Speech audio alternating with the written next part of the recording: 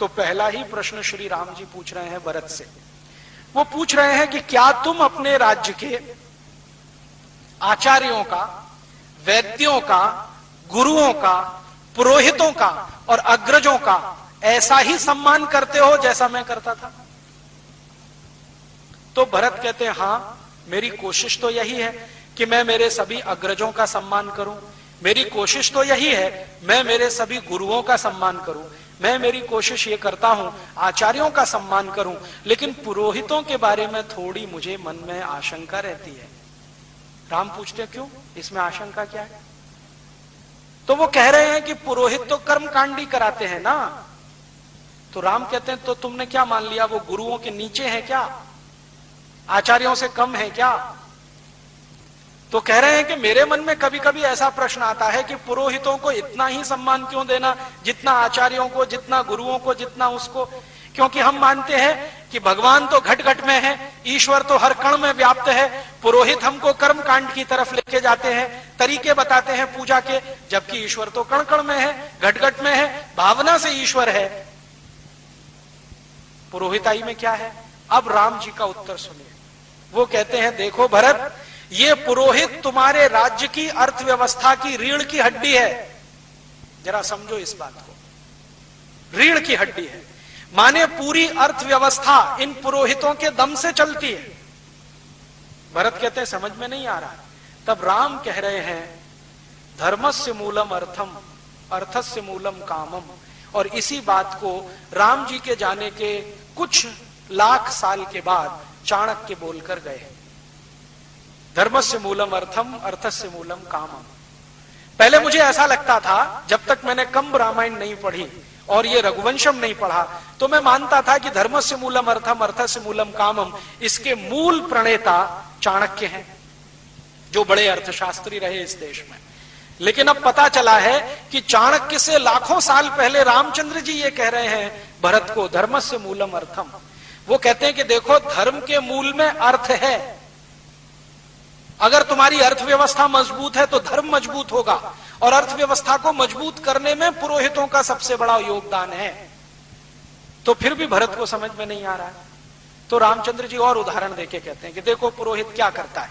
पुरोहित पूजा करवाता है, तो पूजा करवाता है, तो पूजा करवाता है, वो तो किसी कथा की, सत्यनारायण की, या जो भी करवाता है, लेकिन एक लिस्ट बनवाता है कि 10 घड़े ले आना, एकदम कोरे होने चाहिए, 20 मीटर कपड़ा ले आना, एकदम नया होना चाहिए, इतनी चूड़ियां ले आना, बिना पहनी हुई होनी चाहिए, 10 किलो घी ले आना, ये सामग्री ले आना, ये लकड़ियां ले आना, ये बांस मंगा लेना, ये ऐसा कर लेना, वैसा।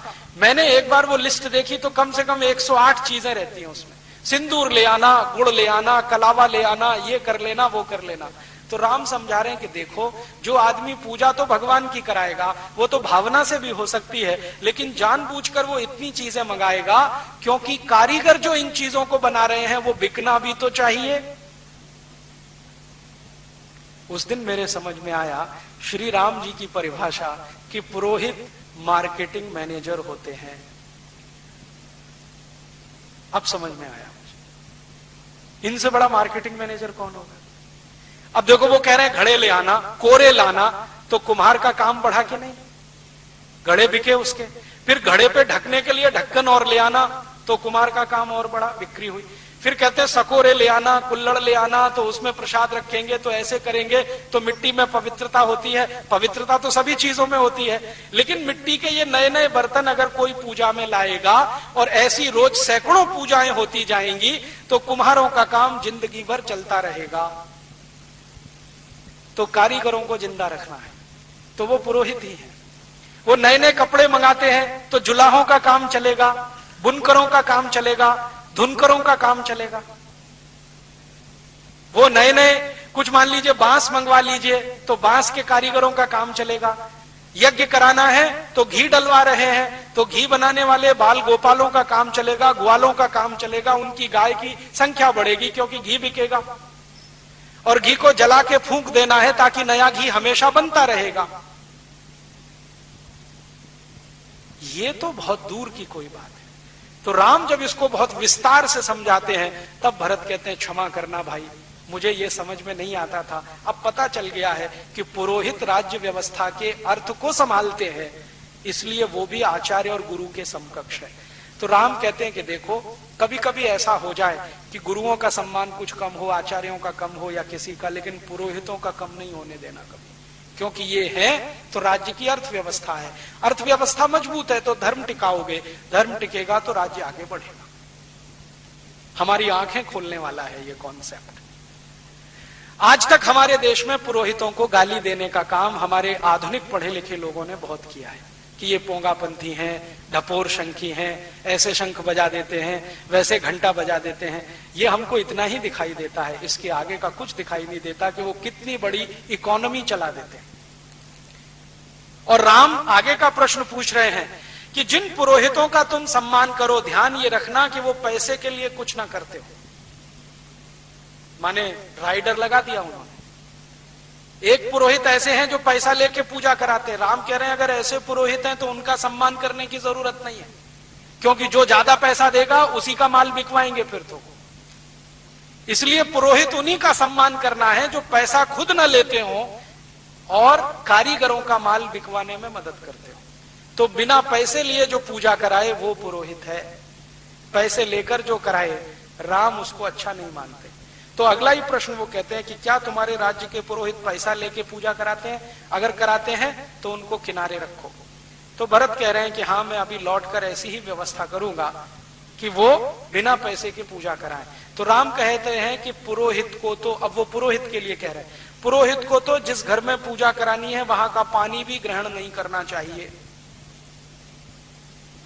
क्योंकि जो बड़ा काम वो करने जा रहा है अगर उस घर का पानी ही पीने लगे, खाना ही खाने लगे तो लालच भाव आएगा और वो अपनी पुरोहिताई से च्युत हो जाएगा।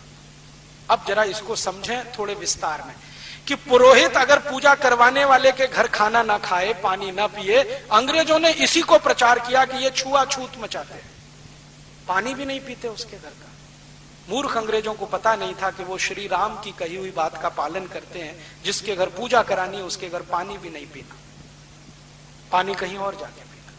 अंग्रेजों ने इसको छुआछूत से जोड़ दिया और हिंदुस्तान के कुछ मूर्ख इतिहासकारों ने उस पर पुस्तकों की पुस्तकें लिख डाली कि ये तो छुआछूत मचाते हैं, ये तो गरीबों के घर का पानी नहीं पीते, ये तो नीची जाति और ऊंची जाति करते रहते। वो नीची ऊंची जाति का प्रश्न नहीं था, जिनके घर पूजा करानी है वो कोई भी जाति का हो, कोई भी संप्रदाय का हो, वहां पानी नहीं पीना है, भोजन ग्रहण नहीं करना है, दक्षिणा नहीं लेनी है, प्रसाद नहीं लेना है, ये श्री राम बोलकर गए।